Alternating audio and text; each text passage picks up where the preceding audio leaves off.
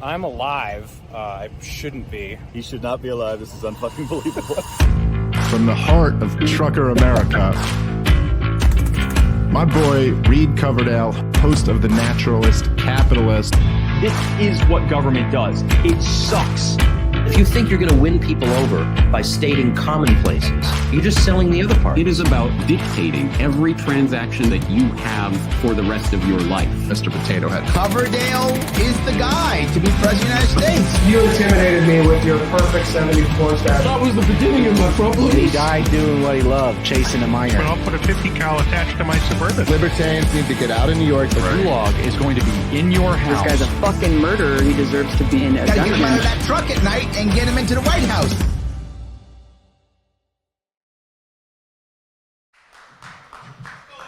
All right.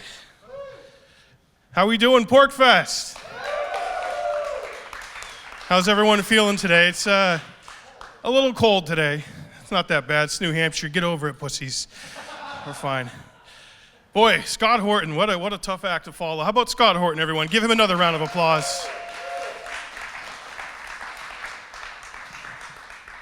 So I don't know if we have any naturalist capitalist fans in the house. Do we?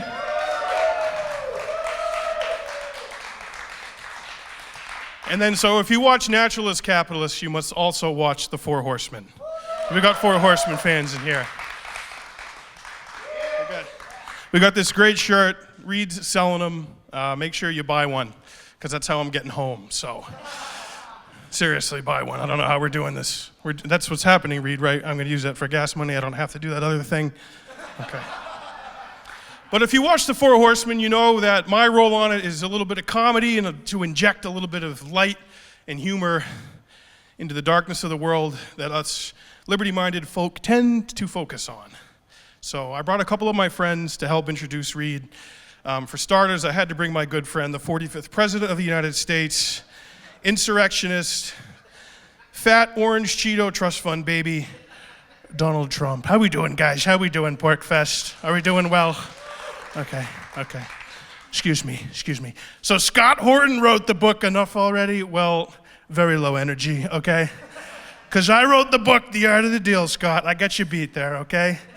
In The Art of the Deal, we've translated into 4,000 languages: Klingon, Russian, Mexican, Dothraki. We even translated Art of the Deal into Pig Latin so Rosie O'Donnell could read it, okay? Think about it. But I love Reed Coverdale. He does liberty. Nobody does liberty better than Reed Coverdale, the naturalist capitalist, believe me. He's an unbelievable talent. He's very handsome. And he's hung, quite frankly, okay? Almost as big as me, almost as big as Trump Tower Jr., but not quite. Not quite. And Melania knows if she disparages Trump Tower Jr., I will sue her ass. I will. And I can get $1 billion per inch, so that would be a $2.5 billion lawsuit. It'd be a big one. And then I brought my friend, former Minnesota Governor Jesse Ventura. We're the Ventura fans at Porc Fest. You guys are about as high energy as Jeb Bush. Come on. We need more energy from you. Give me a waterboard Dick Cheney in 15 minutes, and I'll get him to confess to the Sharon Tate murders. And then I brought my good friend, Alex Jones from Infowars.com. We got any InfoWarriors in the audience here, folks? InfoWars! Folks, we're turning their frogs friggin' gay. Jeremy Coffin's gonna turn the Pentagon gay, okay? Google it, folks, it's a real thing. Infowars.com. If Hillary Clinton comes back and runs and she gets elected in 2024, folks, we are looking at 1,000 years of darkness, and we can't have that. Go on Infowars.com right now, type in promo code Reed Coverdale, and you get 50% off my anti-New World Order dick pill red pills. Only there right now, folks.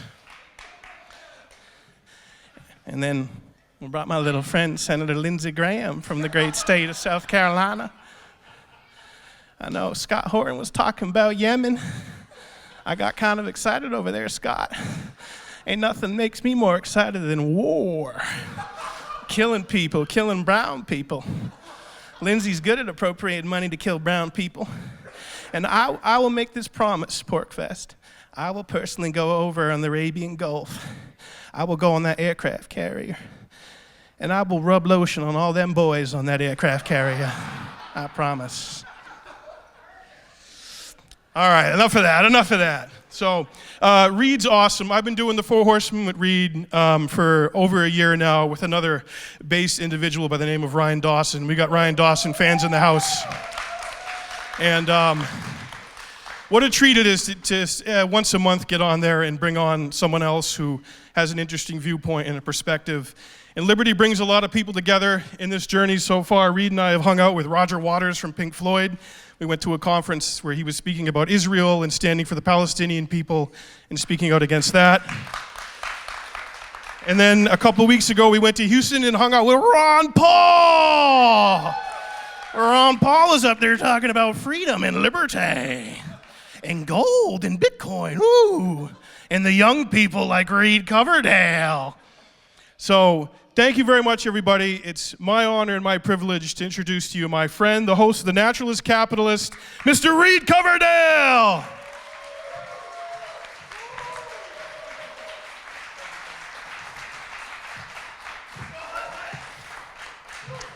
Hey guys, if you don't already subscribe to Jackman Radio on YouTube, go do it. You won't regret it. That's just a little, he was a little bit family friendly here. If you want to really laugh, go check out his show. So. And then I just got banned off of Twitter for the second time. There's a guy who's been banned. He got banned off of AOL and like MySpace in 2005. If you want to go check out Ryan Dawson at ANC Report, because you're not going to find him anywhere else. So I'm different than a lot of libertarians in the way that I actually didn't become a libertarian by reading books or watching podcasts. For me, I actually started becoming skeptical of the government when I started working. Do we have any blue-collar workers in the crowd here? Okay. We got a couple. We're not all upper echelon elitists here. That's good. So, but when you start working and you see this top-down centralized, this top-down centralized system that's running things like the electric utilities, which are about as close as you can get to a government without being a government, you realize that that's not a very smart system. There's tons of waste, there's tons of fraud, there's tons of problems. And that started making me skeptical from a young age. And then if you're a truck driver and you have to deal with the police, that starts making you pretty skeptical of law enforcement from a pretty young age. So I started working when I was 16, pretty much full-time. I was working 45 hours a week during the summer, and then a couple hours every day after school. And then when I turned 18 and graduated, I went into the workforce full-time, working 50 hours a week. And I got my CDL about 10 years ago now, and I've done tons of different jobs. I've worked on power lines in New Hampshire. I've worked at a lumber yard here in New Hampshire. I did roofing out in Colorado with a bunch of Mexicans for a little while. And then I also just finished 2 years of over-the-road, heavy-haul truck driving based out of Utah. And I'm back here in New Hampshire now. I recommend this state to everybody. We got cool things going on here. So from a pretty early stage, I started realizing that the regulatory state is not there to keep people safe. It's there to control them, and that's really it. I mean, if you know, as libertarians, we're skeptical of three-letter agencies, CIA, FBI, IRS, that was a pretty earlier one for me, but also the four-letter agencies like OSHA. They're not really there for the purpose that they want us to think that they're there for.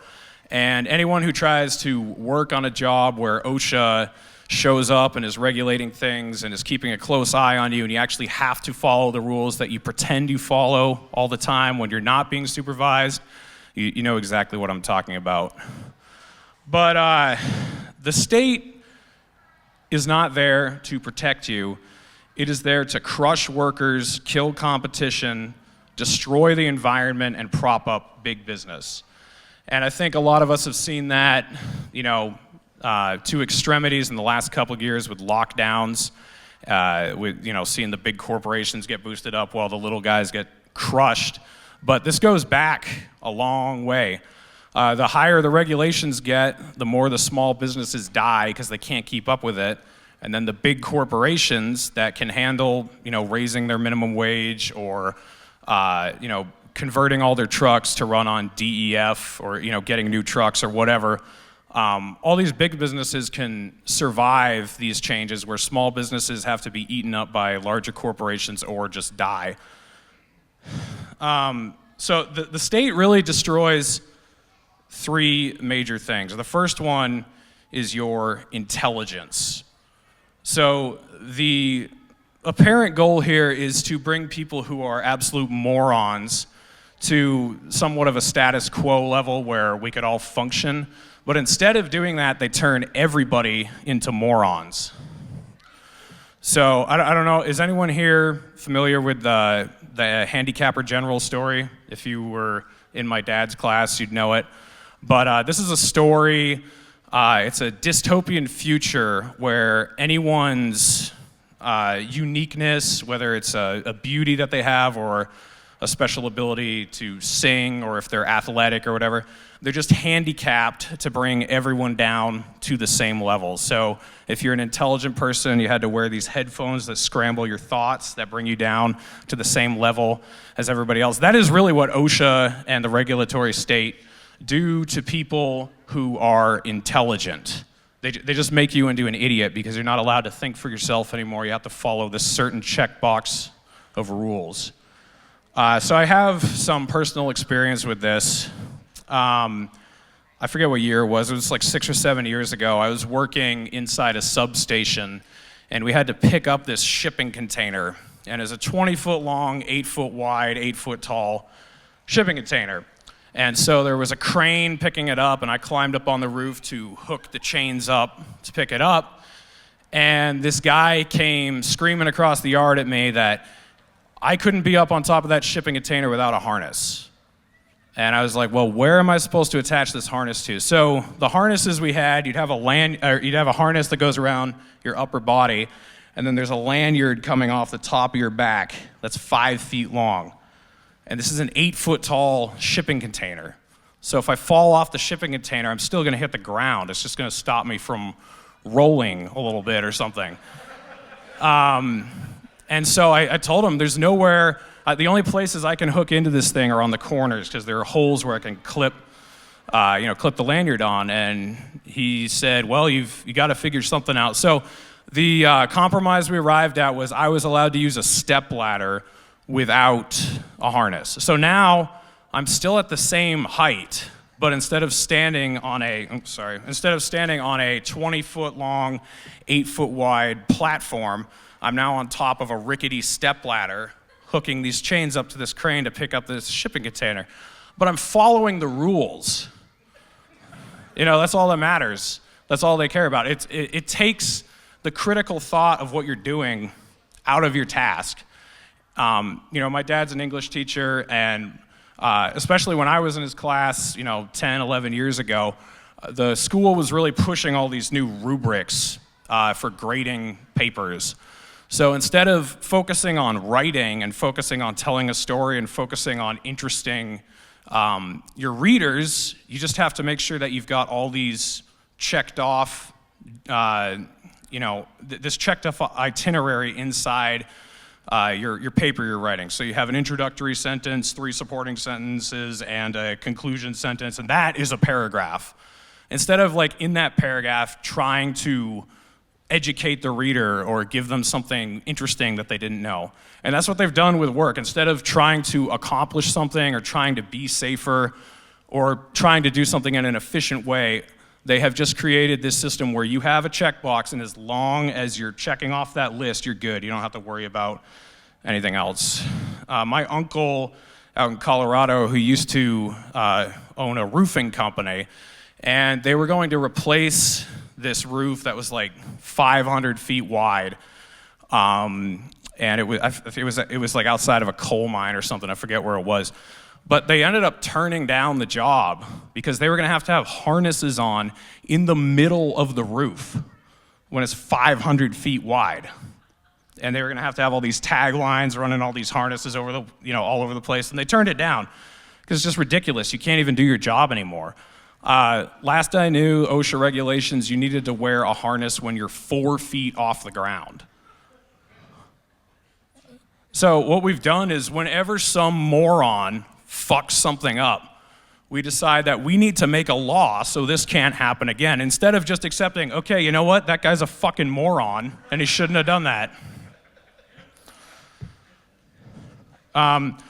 This is similar, but the state also kills your creativity.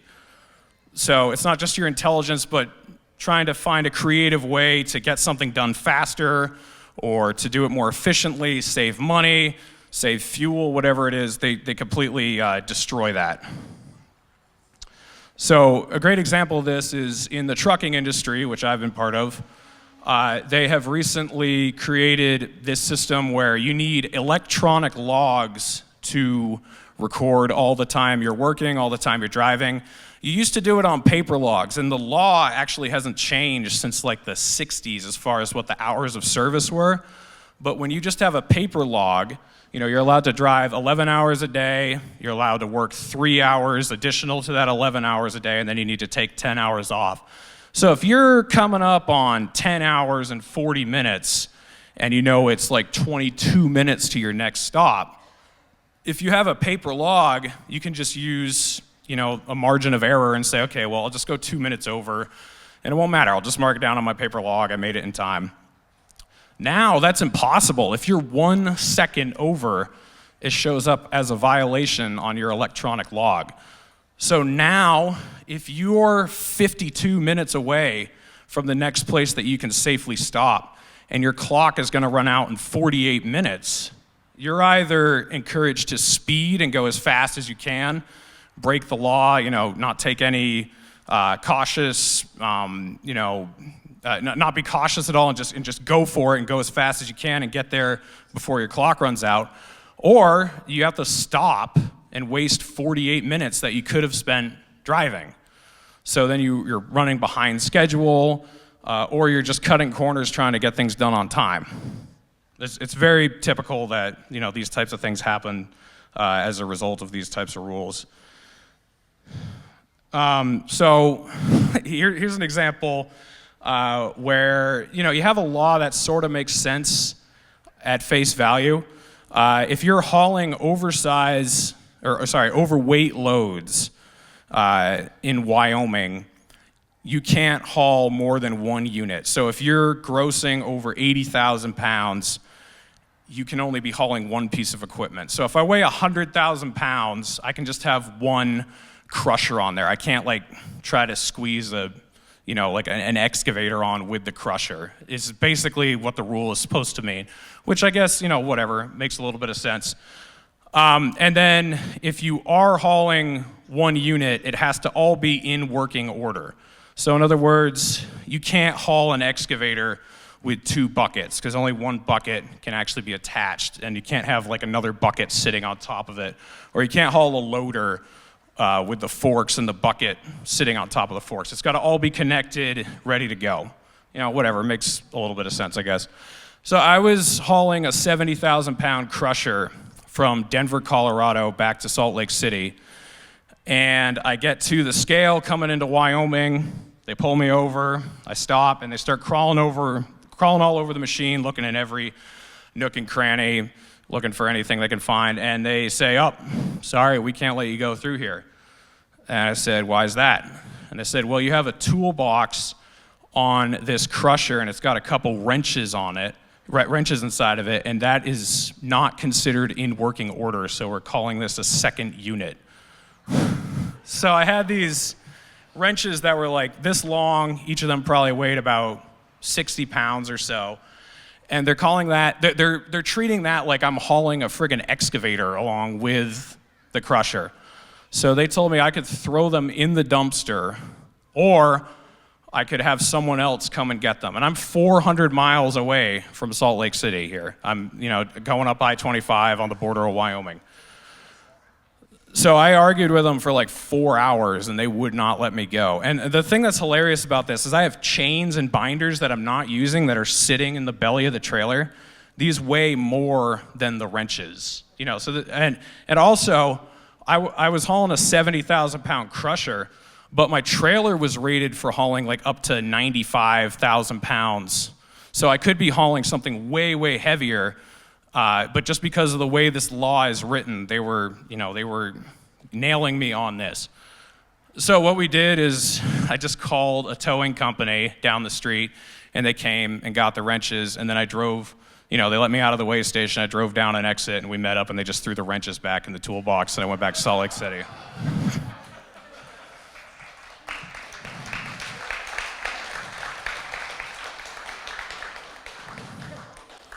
But the state is incredibly obtuse. I could have been lucky and run into some cop who just didn't care.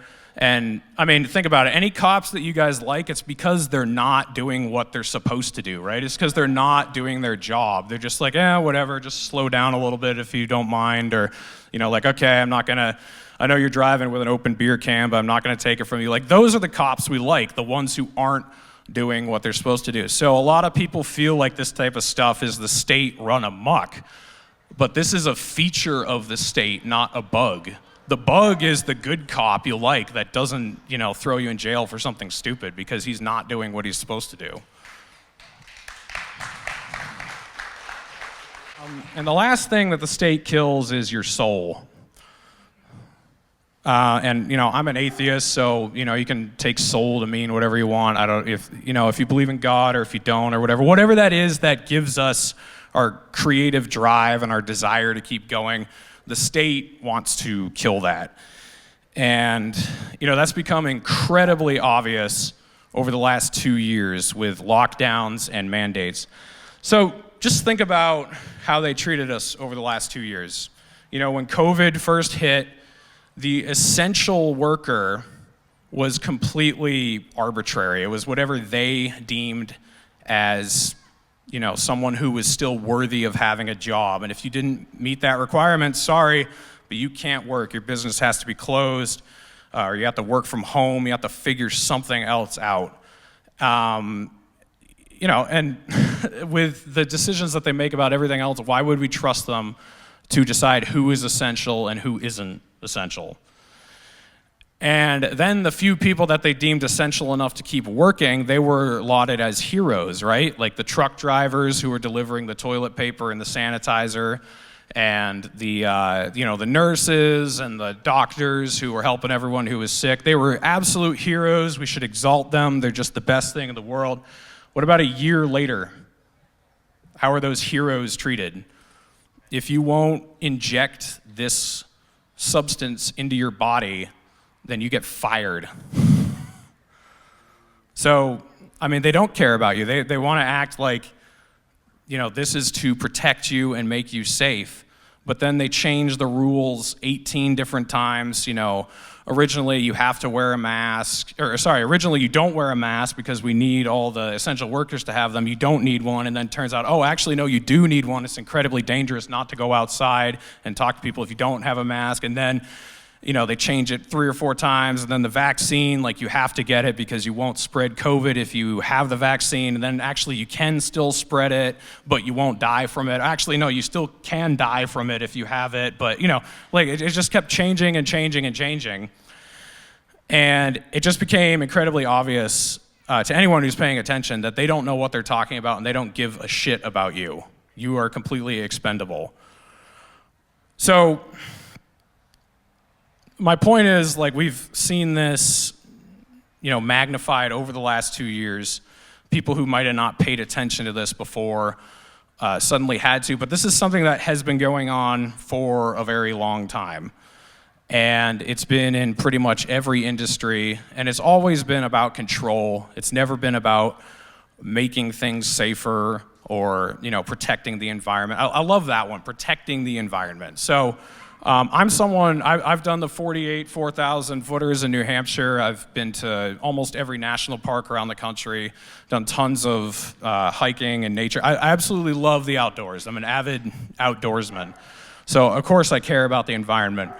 But when I was working on power lines, when we were working in a swamp, we had to bring these big wooden mats and lay them down in the swamp so the machines wouldn't sink into the peat moss and destroy anything or whatever. And that makes sense on a surface level.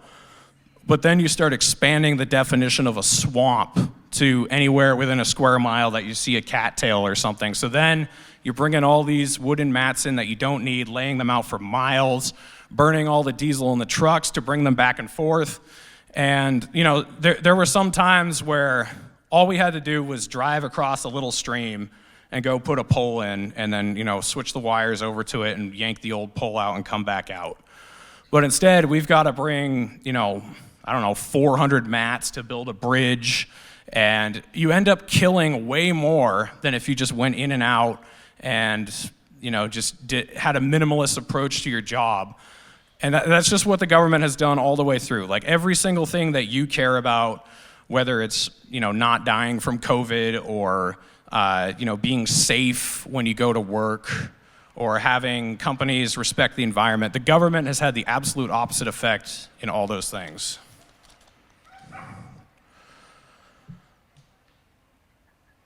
I also think, like, with a lot of these laws, actually, you know, the LP New Hampshire made a tweet about repealing child labor laws. Anyone remember that tweet when that came out?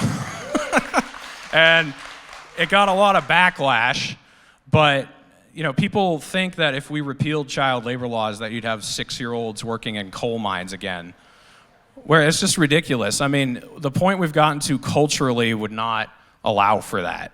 I mean, a lot of the things that we've come a long way in is because of the amount of information that makes it around now and the amount we know about, you know, like, I mean, a great example would be like asbestos. Like, people aren't going to start using asbestos again just because it's not illegal anymore. If you know that cutting it and leaving it up on a wall for decades and it starts shedding, that it can give people mesothelioma, you know, that has a much larger effect than actually trying to ban a substance or whatever.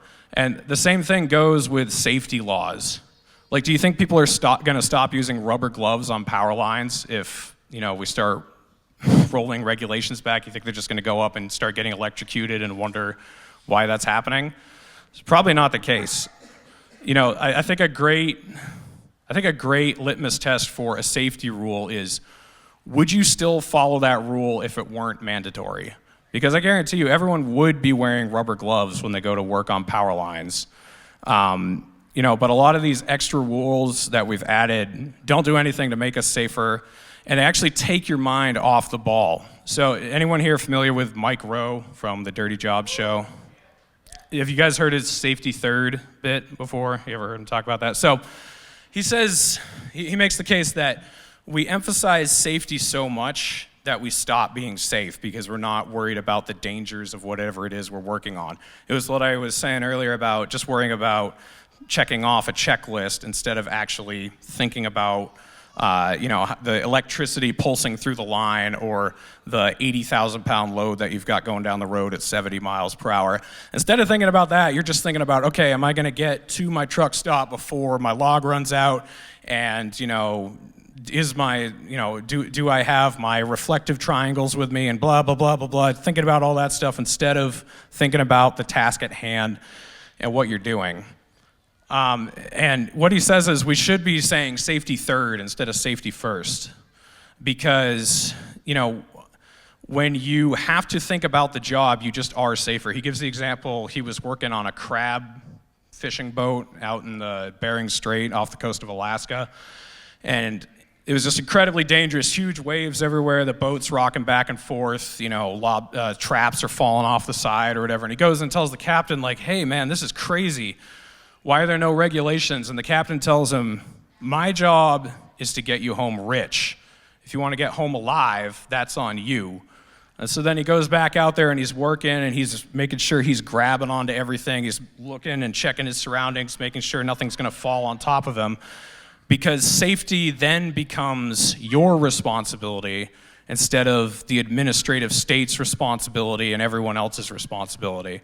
It's a very libertarian philosophy. If you take care of yourself first, then you can do a better job and take care of other people around you.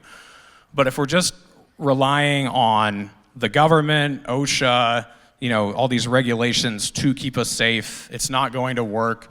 We're just going to end up with more and more ridiculous laws like we've already had. I'm up here complaining about a lot, so what do I think we should do?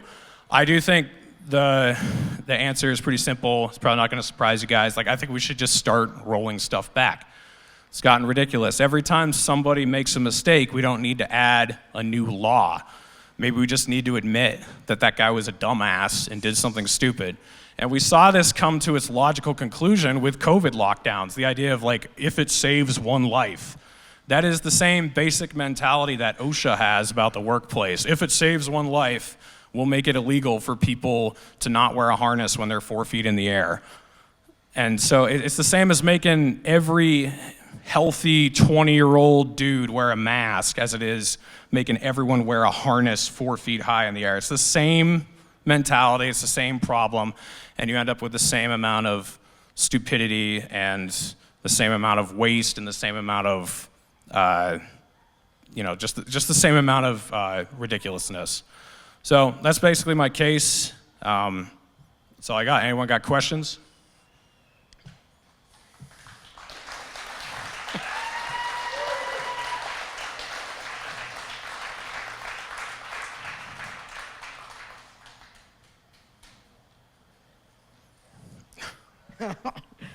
Reed, when is the Tower Gang podcast going to be? Oh, yeah.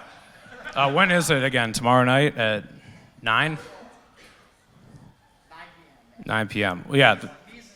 Yeah, so at the Mises tent tomorrow night, who's going to be there anyway? Did we decide? You, me, Clint, and I believe Richard Grove. All right, so tomorrow night, we're going to have a live podcast, the Tower Gang, me, Toad, Clint, and Richard Grove at the Mises tent. Make sure you come there. Oh, yeah, that's the other thing. I know Eric mentioned it, but I've got T-shirts, so I've got this design, and I got a few other ones. If you guys want to buy them, I'll take them for, I'll sell them for $30 or for an ounce of silver, whichever one you have. So, but...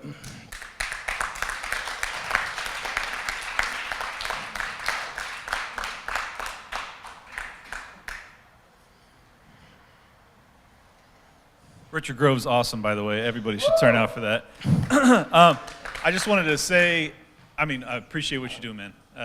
Sincerely. I know we're friends, so I'm just going to be really heartfelt, but I think that you're making a big difference. I think that, I speak for the white-collar community, and you speak for the blue, so thank you for doing that. I just wanted to ask what you think is the blue-collar revolution coming? Are there enough blue-collar people that are actually seeing what you've experienced and coming to the same conclusions? What do you think?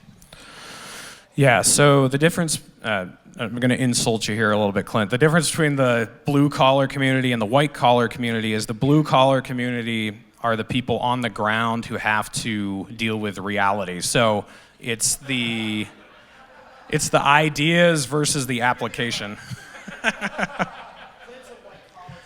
Yeah, so if there are any engineers in here, I'm sorry, but if you're talking with an engineer who's 7 states away telling you that the holes in 2 pieces of steel are supposed to be able to line up for a bolt to go through them to put a substation together, and you're like, dude, I'm here, and it just doesn't fit, they won't hear it. It's just no, it has to. The computer says it will.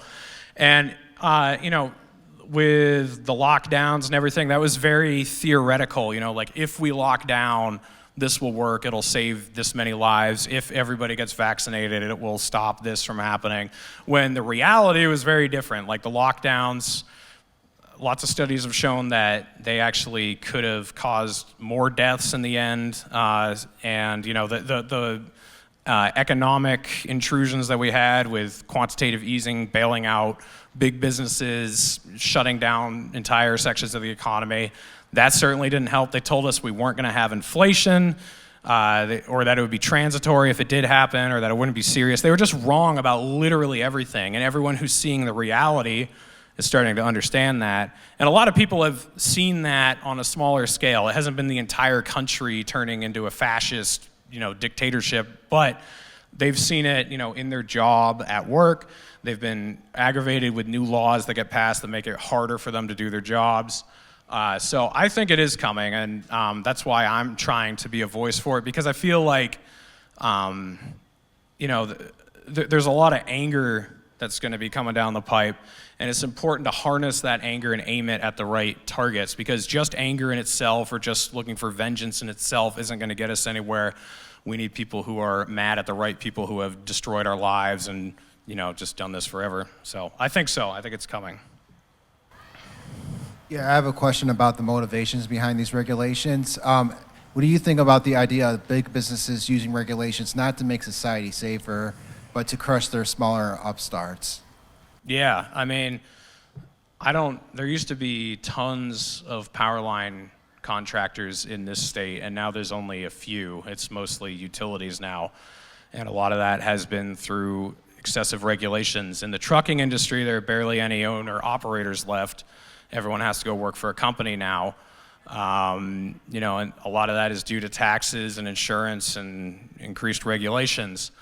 Like with the lockdowns, you didn't really see the big corporations having an issue with it, mostly because they got bailed out and they didn't have to follow the same rules that we did. So yeah, I think that's exactly it, that it's not about, making the world a better place. It's just about centralizing control and crushing your opposition. So I work in the electrical field with a lot of blue-collar workers, and I was wondering how you supposed to reach them instead of voting Republican, to vote like Libertarian or get Liberty candidates in there. Yeah, so I'd say most of my viewers used to be Republicans or are Republicans who are interested in what I have to say. I think it's a sliding scale. So like 20 years ago, it was probably a lot easier to reach someone on the left, because 20 years ago, the left was more about free speech and about hands off my body, I can do what I want, for legalizing drugs or gay marriage or whatever. And then also like on the wars, like they were at least against, the Iraq war that George Bush started. But now I think it's the opposite. I think now Republicans are a lot easier to reach because they're getting crushed. That's really what it is. Like, I don't have too much optimism that the Republicans have learned their lesson. Like, if they get back, you just have to go back 2 years ago. They had they didn't have a majority, but they had more power than the Democrats, and they still passed trillions of dollars of bailouts and, kept the wars going and increased gun laws, all that stuff. But whichever side is being subjugated loves the idea of liberty, right? Like, once you have the power, liberty sounds fake and gay. You're just like, nah, like, I don't want to deal with that. But if you're the one who's being crushed, then liberty sounds great. So I think, a lot of the guys that I worked with when I was in the electrical industry, they cared about gun rights. You look at the Republicans right now, they're not standing very strong on gun rights. You just show them all their money that they sent, that most of the Republicans voted for to send to Ukraine, $40 billion or whatever. And then you just go back to 2020 and say, what the hell did the Republicans do for you back then? Did they end the lockdowns? Did they, stop these massive bailouts? Like, they voted for all of it.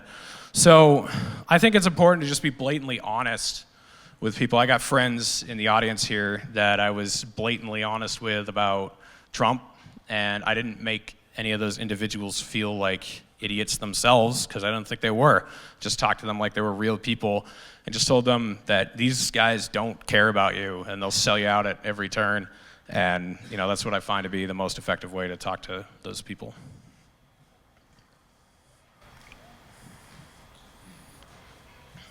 Reed, I really appreciate your comments about overregulation in the business world. How does that connect to your philosophy on the Free State Project, as far as maybe community politics, or you know what I'm saying? Is there any place for political regulation at all? If there is, where is that?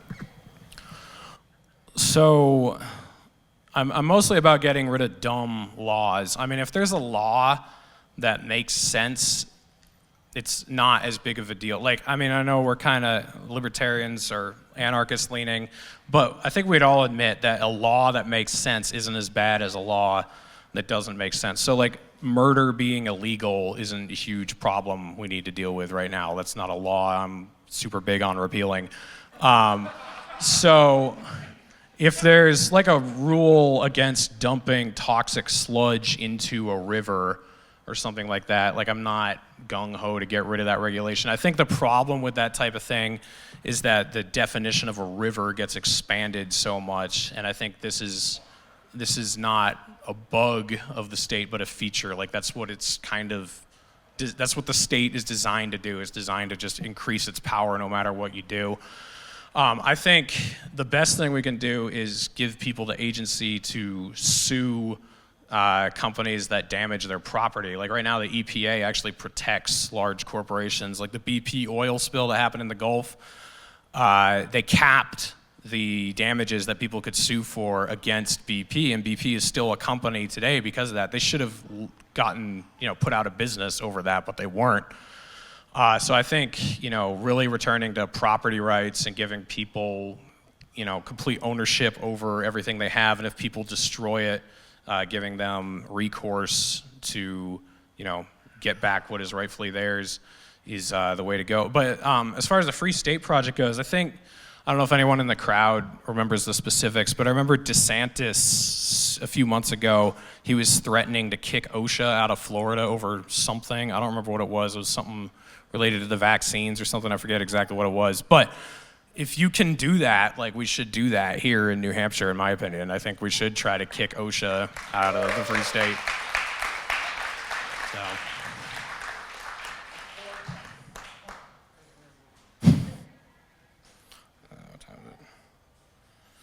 Anyone got one more question? We got time for one more.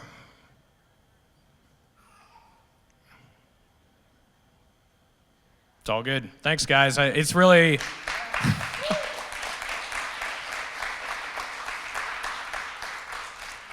It's really cool to be up here giving a speech. Clint and I have kind of come out of nowhere around the same time. Like 2 years ago, I was nobody, or a little bit more than 2 years ago, but I was absolutely nobody. And now I'm giving a speech here and selling shirts, and I'm going out to Vegas in a couple weeks and down to Florida in a couple months, and this is just really great. And I really appreciate everyone who watches the show, who supports me in any way. I wouldn't be here without you guys, so thanks for everything.